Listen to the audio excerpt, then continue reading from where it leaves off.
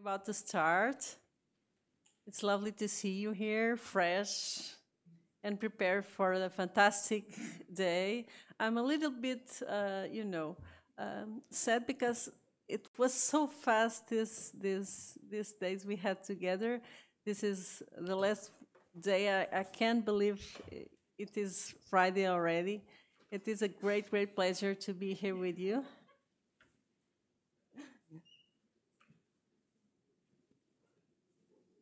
So I thank you for your participation, for your presence, for your support, and for your willingness to be part of this fantastic network that we are building with you. Thank you for that.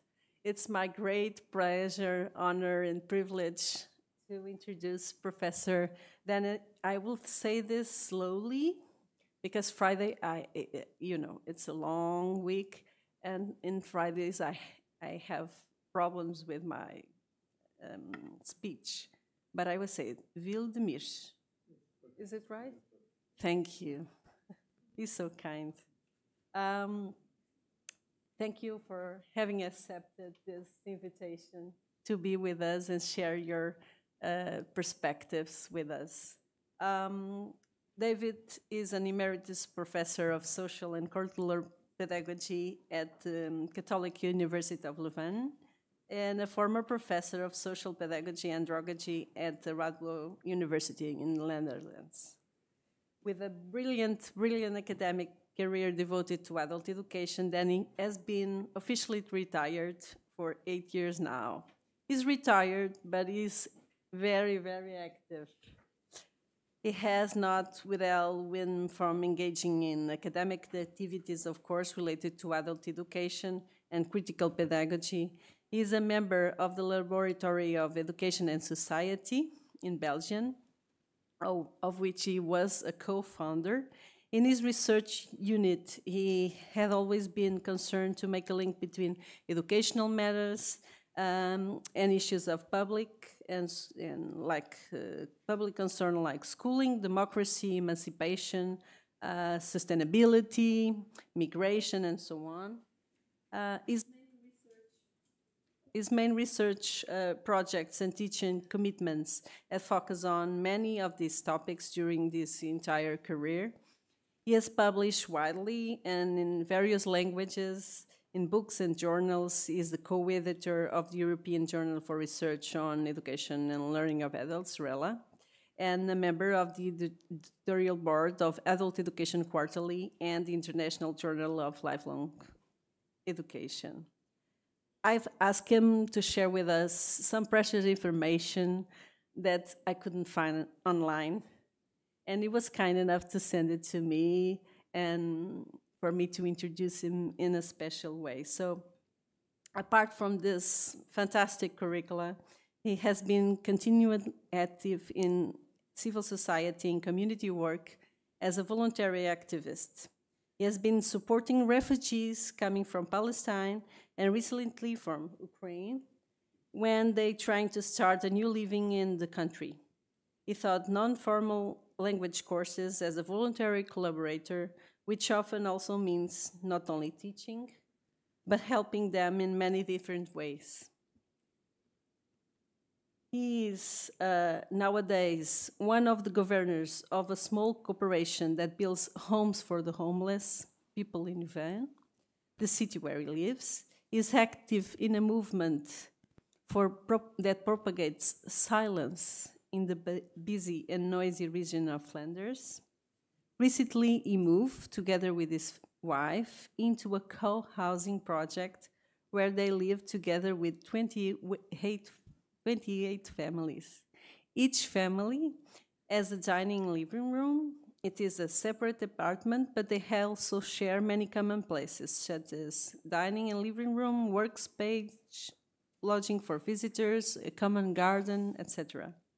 It is a wonderful experience of transformation and emancipation, and I'm really very curious to know a little more about it.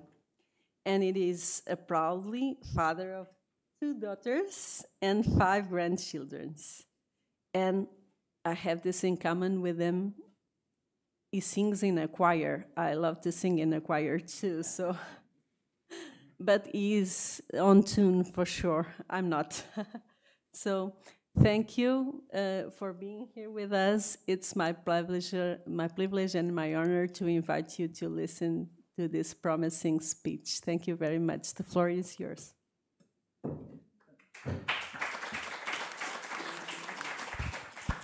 Thank you, Dina. I hope I can fulfill the promises. All right, thank you also for inviting me here. I think I have about 35 minutes or so for my presentation.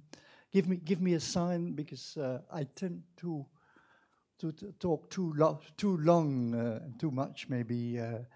So you can see the image is like a prefiguration of what I'm going to say. There's two sides on it, a nice side and a sorry side on it.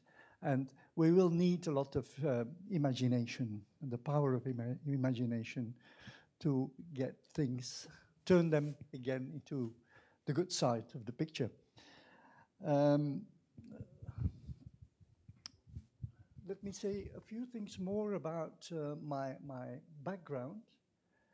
And there's a person in the United States who was active as an academic in the 50s, a sociologist. Maybe many of you know him, Cecil Wright Mills.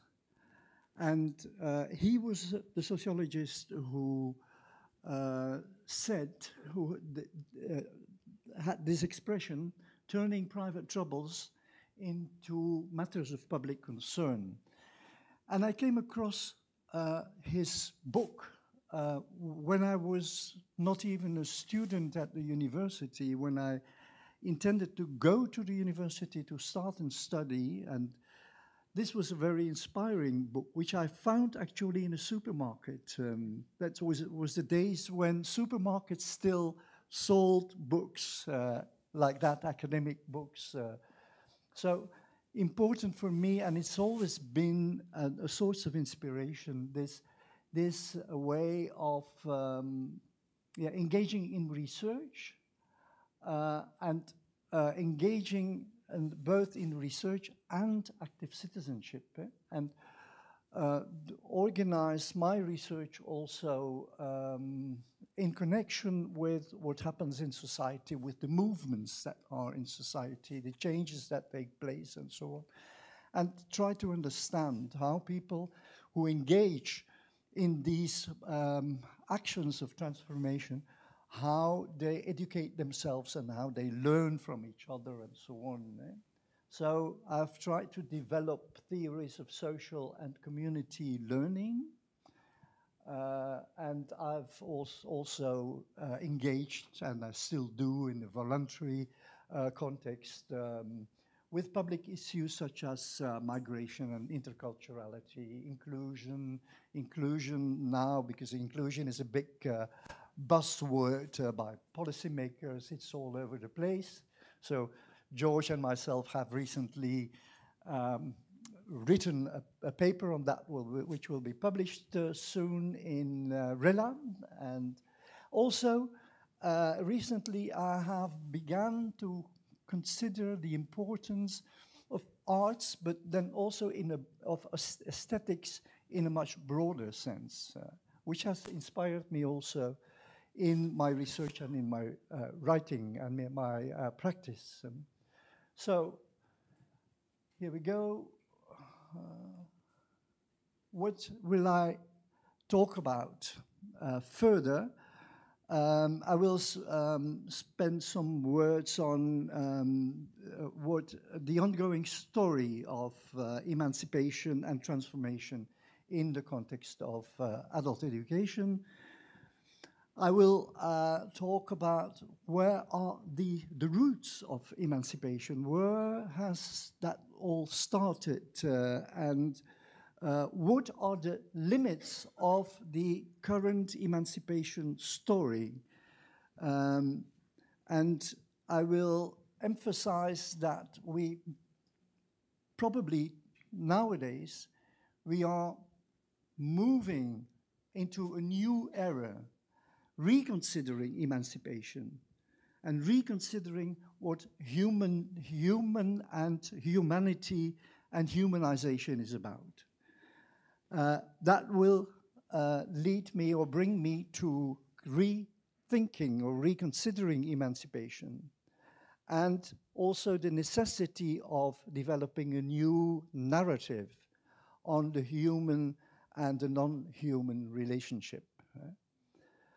Adult education has a task in this respect of creating new spaces of hope and active hope.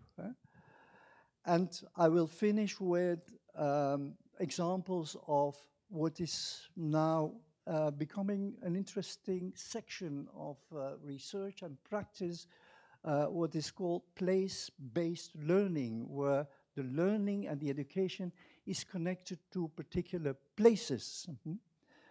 As an example of a new orientation, it's an old orientation, but also a new orientation in the context of education and adult education in particular.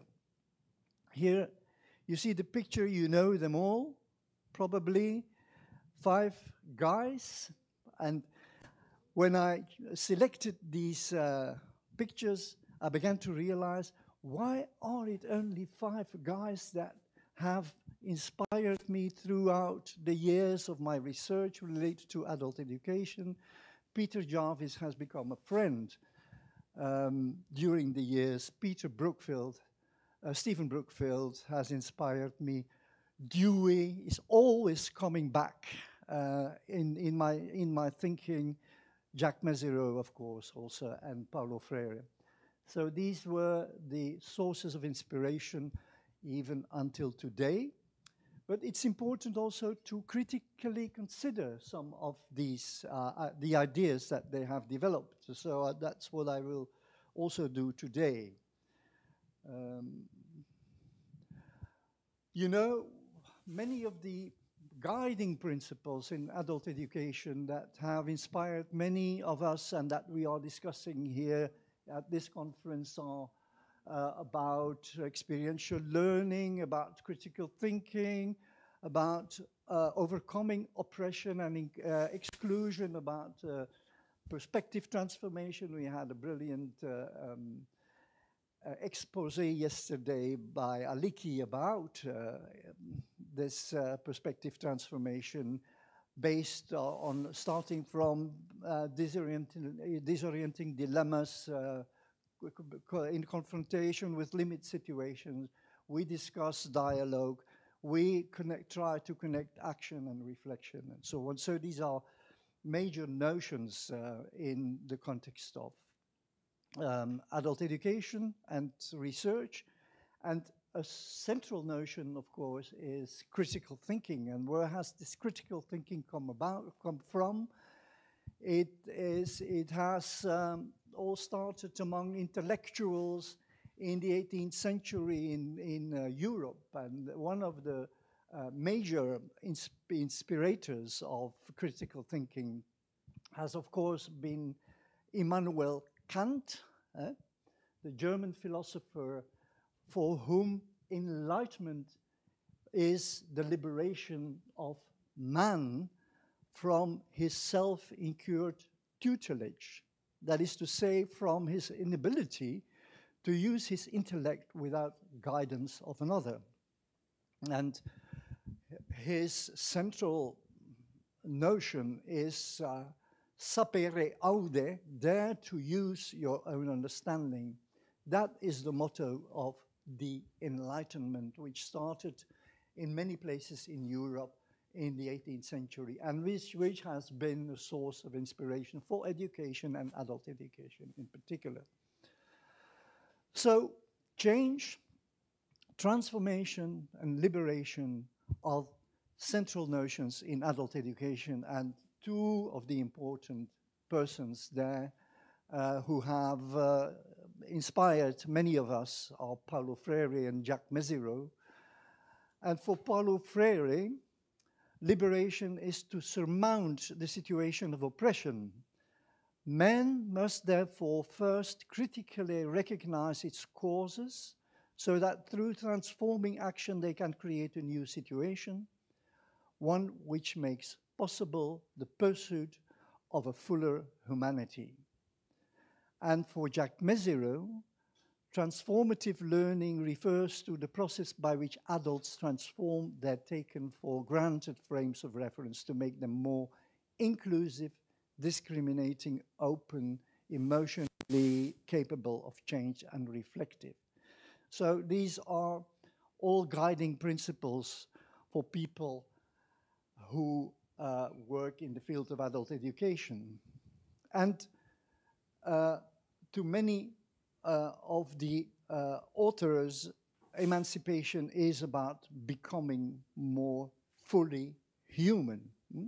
And we have different orientations in the emancipation story in education and adult education. You have an orientation which is more towards the creation of individual life opportunities, and another orientation which is more geared towards collective initiatives, equality, and social justice. So the individual orientation is focusing on personal development, social and political emancipation, economic emancipation through work, gender and sexual emancipation, intellectual and cultural emancipation, and emotional and psychological emancipation. Whereas the collective orientation is more related to all kinds of movements, movements through which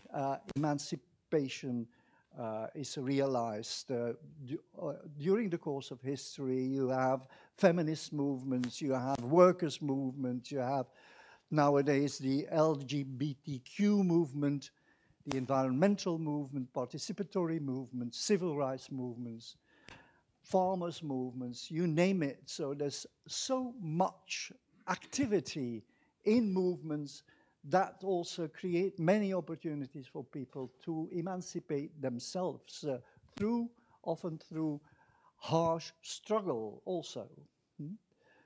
So two of the authors that have inspired me in various stages of my intellectual activities are, on the one hand, as I mentioned already, Paulo Freire with his humanization discourse. And for Paulo Freire, humanization is man's historical vocation. As in his pedagogy of the oppression, he says, the pursuit of full humanity, however, cannot be carried out in isolation or individualism, but only in fellowship and solidarity.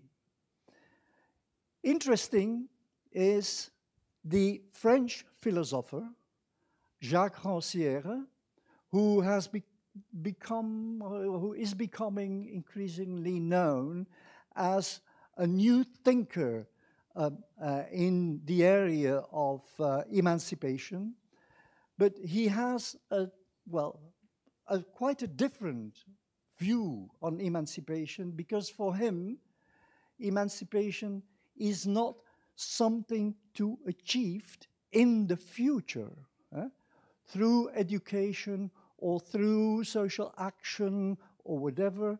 It is something which should be assumed in the relationship between, say, the teacher, the educator, and the student.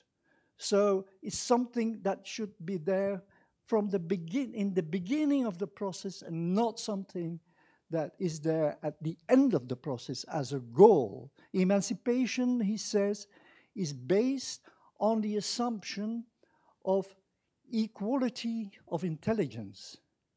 And this equality of intelligence, which you assume in the relationship between teacher and student, is something which is to be verified during the process.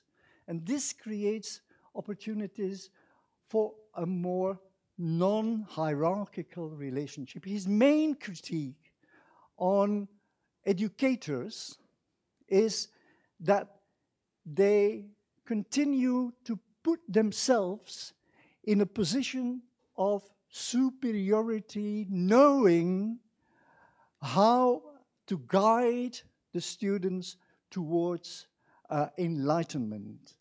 And so that's a very interesting, critical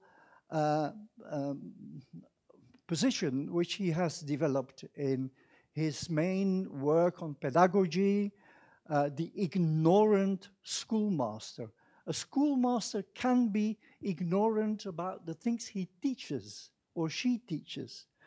It's a curious way of redefining what emancipation is about. And what I have also been doing in previous years is like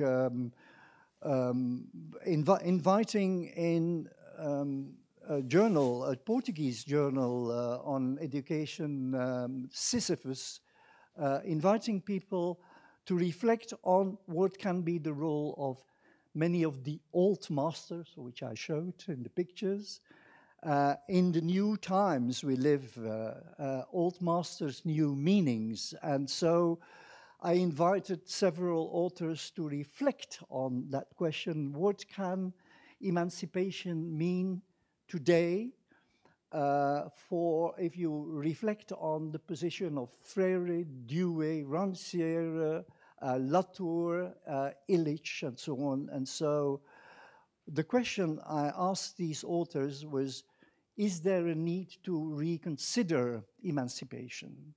And the answer of almost all the authors who contributed in that special issue was that emancipation should, in the first place, be inspired by the recognition of the interdependence of human beings and nature, rather than by the striving for independence of individuals and collectivities from others and from nature. Humanization has often been associated with autonomy, independence, supporting people to become autonomous. And we nowadays realize that this is maybe a direction which we should reconsider, and we should put more emphasis on the importance of understanding human beings as being very interdependent on each other and on all kinds of living and non-living beings and existence in the world. But I'll come back to that later. Because we are now confronted with this harsh reality of climate change, and I have chosen a picture of the drought in Spain in March this year in the region of Catalonia. It was a terrible drought which we have not experienced for a long time, but which is increasingly creating problems in many parts of the world. And then next to that drought, almost at the same time, you have these tremendous floods which we have had in our country, which we've had in the northern part of Italy and so on. So we can see that we are moving into an era, a new era, where we will have to be very creative to find solutions. And many of these problems we cope with are interconnected, of course. There is the problem of migration, which is so closely connected to the problem of climate change and so on. So we have to be creative in many directions to solve these problems. But probably one of the major ways of why we are in such a difficult situation nowadays is because man has, over the last few centuries, and even a long time before, considered herself, himself, as in a privileged position in the world, able to subjugate nature. There is a German author, a historian, Philipp Blom, who has written very interesting ideas on that, the subjugation of nature by human beings. In an earlier book, which I present here, the Nature's Mutiny, Nature's Mutiny, and recently he has written that book on the subjugation of nature, and a quote of his work is that in a very limited geographic and cultural environment, the idea of the subjugation of nature has become more rooted century after century, and a new and infinitely more powerful life has begun. It was spread all over the world with the ships, books, and cannons of the Europeans. The enlighteners declared the absolute domination of nature the main task of man. Scientists and engineers took seemingly giant steps towards a glorious future. Capitalists and communists made it their raison d'être in equal measure and literally declared war on nature. And the consequences of this attitude, this general attitude, is what we are witnessing today with climate change. We have arrived in the era of the Anthropocene.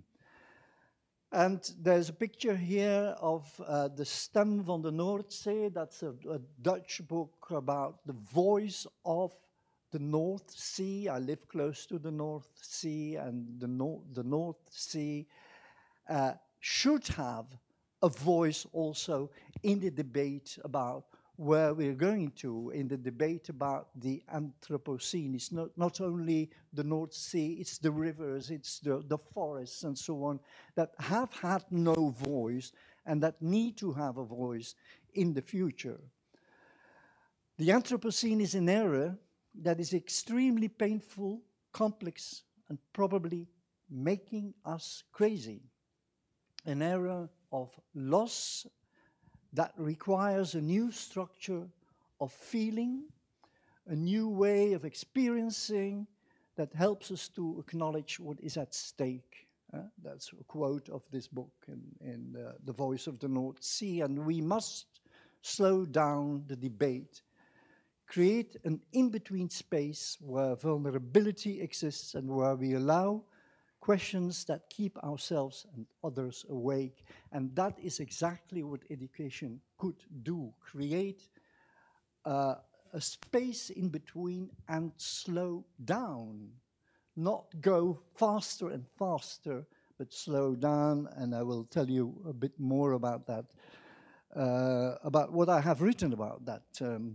So we have to, if I follow the ideas of Baptiste Morisot, who is a French philosopher of social movements related to the issue of climate change, we have to reconsider who we are in connection with life around us and the earth around us. And we should consider ourselves as part of a community of living beings and not as superior beings in control of the world and nature and so on. If we no longer think of ourselves as man against nature, but as living beings in the midst of living beings, we will no longer protect nature as otherness, which is a fragile resource, but as the community of living beings of which we are members, who sustains and made us. There is James Lovelock, who has developed this Guardia hypothesis that says the Earth is more than just a home. It's a living system, and we are part of it, and we are interdependent in it. Bruno Latur, yesterday Professor Fabry also referred to the French social scientist, anthropologist, a very inspiring person who has recently passed away last year. He has introduced that notion that of the new climatic regime in which we live today.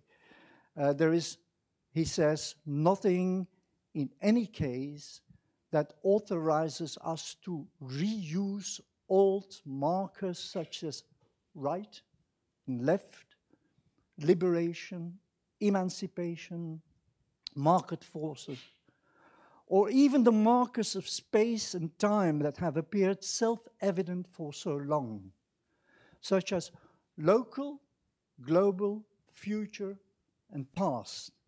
Everything has to be mapped out anew at new costs. So he says we face real challenge. We are in an era of radical change, and we have to be inventive and reinvent new stories.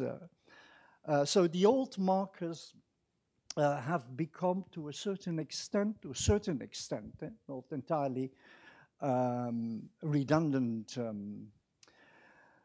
So we need, according to Latour, we need to develop a new understanding of ourselves, a new self-understanding in the new climatic regime.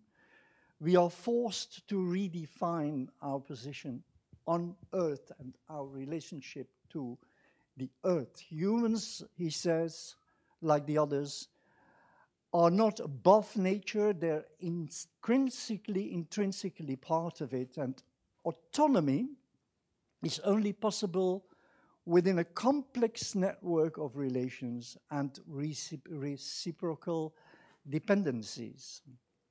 And this requires a careful, cautious attitude of humans vis-à-vis non-human actors. But he also introduces this idea of the paradox of, and that's what I heard him say at a conference in Leuven a few years ago, that's the paradox of advancing slowly because the challenge is very urgent. And advancing slowly means we should take our time to reinvent and reconsider. As yesterday was in the first keynote presentation by Aleki, was emphasized that we are all, as academics or wherever we are active, we are part of this production machine which is going even faster and faster and faster. So the answer of education should be slow down, take time to reconsider and to consider what are we doing and how are we operating within that machine system. So the challenge is indeed very urgent, but we should slow down and take our time. That's an interesting paradox to be reflected on further. We also, he says, have to reinvent the movement, no longer going forward into infinity, but learning to step back, to disengage in front of the finite. It is another way to emancipate. Emancipation has always been associated with moving forward, getting things better with the use of technology and so on, but it has always closely been connected with colonization also. So these are ideas of finding a new way, a new route, a new story. And someone who is very much inspired, an American academic, Tristan Gleason, which I encountered through reading, also talks about these limits to the classical story of emancipation because of climate change. And climate change is a different type of political problem, and one where the logic of emancipation appears to break down. In other words, it's hard to imagine what it means to work towards emancipation from climate change. Other people who are beginning to develop a new story in different disciplines. A book that has very much inspired me in recent times is Kate Raworth, developing a new view on what economics could be about, and her famous image she has developed is that of donut economics. I will not go deeper into that, but if you are interested, you could have a look at this radical new way of thinking about economy in the 21st century. And then there is Joanna Macy, who has a 94-year-old activist who has developed that idea in practice, in theory, of active hope. Hope without action is false. It's very important to keep on connecting hope and to action, and that will give people strength rather than give them depression. So that is a very inspiring book also. I will skip that because I want to move to adult sustainability education. There's Elizabeth Lang, a Canadian Australian academic. She's now retired also, but she has been very active in relation to sustainability education with and for adults. She says that what has become clear is that the most fruitful sites for sustainability education are non-formal and informal sites, largely in NGOs, civil society organizations, continuing education, and social media. Practice on the ground is often far ahead of policy and research, and that's very interesting because indeed adult education has often been at the forefront of innovation in social matters, with regard to social issues and so on. So I think that is a very inspiring thought. And she has been criticizing also the major paradigm that has inspired policymakers, technicians, educators, you name it, for many decades and centuries. She says that the separation paradigm means that we consider the universe as separate material entities, and we can operate on these separate material entities which are unrelated then to our daily experiences. Reality is something external to us. Only 2 minutes left. I will need a bit more time. Yeah. So the most important kind of knowledge is that which is rational, objective, universal, certain, and separate.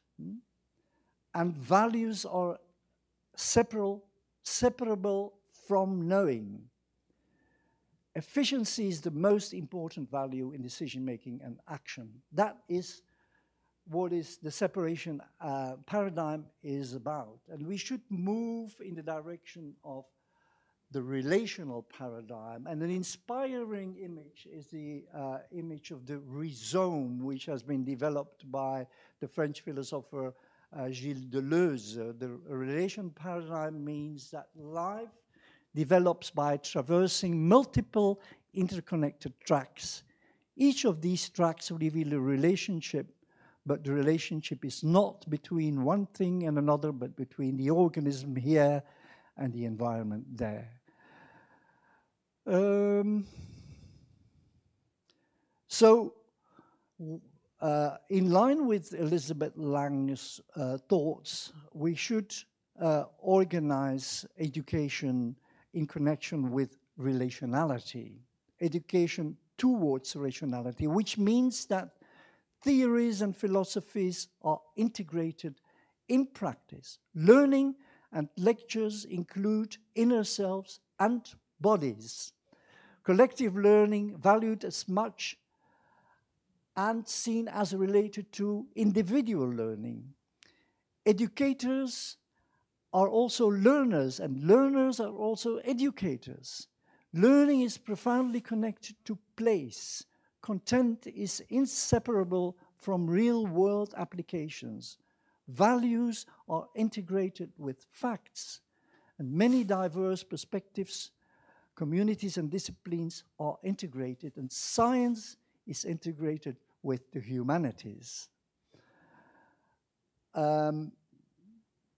I will spend a few words on place-based pedagogy because that is, in my view, an alternative to rethink what education, adult education could be about. It is a type of experiential pedagogy, engaging with the people or the environment. The students experience learning that is not easily replicated within the walls of traditional classroom space. And the actual process of exploration enables students to establish connections with the site, developing a sense of space. There is the old notion, the Greek notion of the Peripatetic School, going out with the students and start walking and moving about. Movement, the movement of the body is very important also for the movement of the brain. And I have an example here of a colleague of mine who organized walks around the campus of the university. Because in his view, university education, we have found, is not just about accumulating and producing or acquiring knowledge. The campus as a physical environment becomes a place of study through the enactment of multiple and placed collections and collectives which engender encounters with worlds. A campus, in this sense, is an active educational force, both producing and produced. And the educational way, and I finish here, is that a pedagogy of place is a pedagogy of the earth. An experiential, transformative, and aesthetic endeavor, balancing between chronos and kairos, two different experiences of time, developing new attachments to the earth, slowing down and interrupting in view of attentive observations, curated by concerned explorers who help them to develop an alternative story of emancipation. I thank you for your attention, and I refer to a paper which I've recently published together with a Danish and a Swedish colleague, where many of the ideas which I have presented here are developed fully. The title of it is No Time to Waste, ? Dealing with urgency in environmental and sustainability education. It's been published in Environmental Education Research recently. So here we go. Thank you so much for your attention.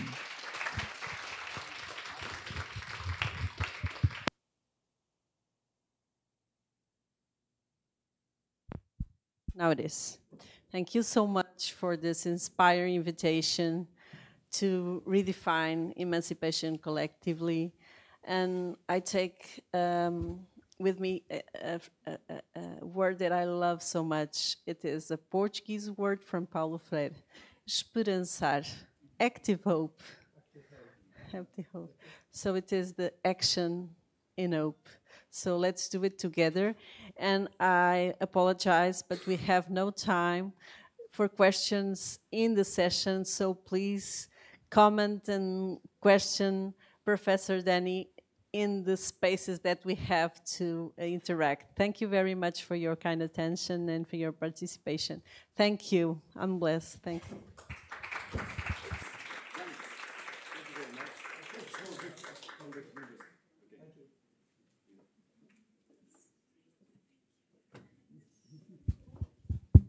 Okay, thank you, everyone. We are just 10 to 15 minutes behind our time schedule.